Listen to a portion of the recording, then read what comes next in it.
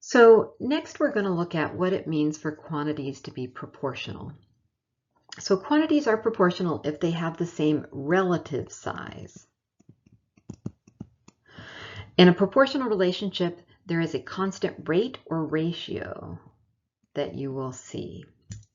Now let's talk about, there's some definitions here we need to clarify. A ratio is a comparison between two like quantities using division. Okay, so you're going to compare two quantities using division, but those are two like quantities, so they have the same units. A rate is very, very similar. It's basically a comparison between two unlike quantities and using division. So both of these are going to be basically fractions. You can think about division as a fraction. But in a ratio, the quantities have the same units. So maybe I'll put that in the same units. That's what we mean by like quantities. And in a rate, the units are going to be different.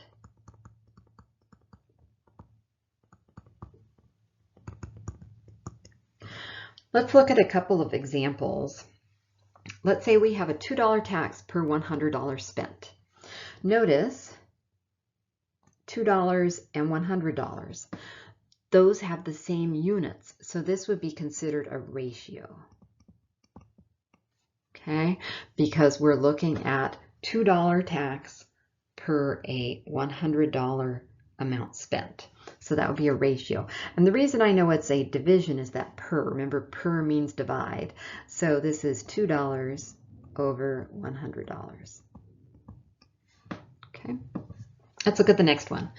$45, and I actually don't need dollars twice. I have the symbol and then I have dollars written out, per 9.5 gallons of gas.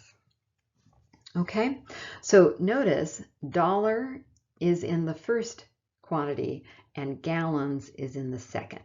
So this would be a rate because the quantities are not the same unit. Okay, but again, we're going to do a comparison with division. So this would be $45 divided by 9.5 gallons. I'll abbreviate gallons there. In the next example, we have pages over minutes. 150 pages over 30 minutes. Notice pages and minutes are not the same, so this would again be a rate. And it would be 150 pages per or over 30 minutes.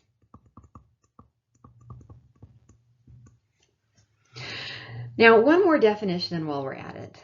A unit rate. A unit rate is a rate where the denominator is 1 unit. You can also think of this as a kind of, you can do the same thing with ratios, but that would be when the denominator is 1 unit. And the best way to make a denominator be 1 unit is just perform the division. So if we go back up to these two rates we did, $45 over 9.5 gallons. Go ahead and do the division. 45 divided by 9.5, I'm putting that into my calculator now, gives me 4.736. I'm going to round that to 734 because, and you may or may not recognize why I'm rounding at that decimal point, because this is a dollar amount. So 4.74, $4.74 per gallon. So that's basically telling me the cost of the gas per gallon. $4.74 per gallon. The next rate, 150 pages over 30 minutes. If I were to divide 150 divided by 30, gives me 5. So this is telling me I'm doing 5 pages, pages per minute. Okay. So those would be the unit rates associated with those. Now with a ratio, sometimes we don't call it a unit rate. We actually simply, because the units are the same, we'll actually think about it as those units cancel out as a fraction, which could become a decimal, so 0.02 when we do the division, or if we want to, we could convert that to a percent, as we've done in the past with percent. So if I convert that to percent, move the decimal point 2 places, and that's a 2% tax. Okay, because you're taxed $2 for every $100 spent. So that would be considered a 2% tax. So often ratios end up getting expressed when you do the division as a percent. So let's investigate proportionality with some quantities. So remember, quantities are proportional if they have the same relative size. So another way to say that is they have the same ratio or they have the same rate. So same ratio or rate to be proportional. So let's look at a couple examples and determine if these quantities are proportional or not. A grocery store sells a 12.4 ounce box of Cheez-Its for $5.99 and a 21 ounce box of Cheez-Its for $6.99. Are these prices proportional? Well, these are different size boxes for a different price amount. To actually determine if they're proportional, let's look at the unit rate or the rate for these. So generally, we'll probably want to think about, you can divide however you want, but we often will think about the price per ounce. So remember, per, when we're thinking about how much something costs, per would mean divide. So for each of these, I'm going to look at I'll start with the small box. The price for the smaller box is $5.99, and I'm going to divide that by the amount that that box holds, 12.4 ounces. Now this is a rate because I have different units. So we'll grab our calculator again, and this time it's 5.99 divided by 12.4. So this would be about 48 cents, and I am rounding here. So your calculator will show you 0.4830645, but I've rounded to the nearest cent per ounce. That's what you're being charged in the small bag. For an ounce of Cheez-Its, it's 48 cents. Let's look at the larger box. Let's do the same thing. The price of the larger box is $6.99. Let's divide that by the number of ounces, 21 ounces. So $6.99 in your calculator divided by 21 gives us, and I am rounding off, so I'm going to go back and make this an approximate here. So squiggly equals means approximate. And since I'm rounding off, this would be 0.33 or 33 cents. After that 3 was a 2, so that's why I'm keeping it at 33 per ounce. So it cost me with a larger box 33 cents per ounce for the Cheetos. So notice these rates are not the same. So these prices are not proportional. These are not proportional. And one thing about looking at prices in a store of different sizes of materials is you can actually work out which one is a better buy. Here we're paying more with the smaller box per ounce of Cheetos, and here, or Cheez-Its, not Cheetos, Cheez-Its, and we're paying less per ounce in the larger box. So the larger box is a better deal. So the other thing you can do with rates is actually determine what's a better deal for when you're shopping for things like this. One more example, Anna drives 320 miles in 5 hours. Okoro drives 32 miles in 30 minutes. Are these speeds proportional?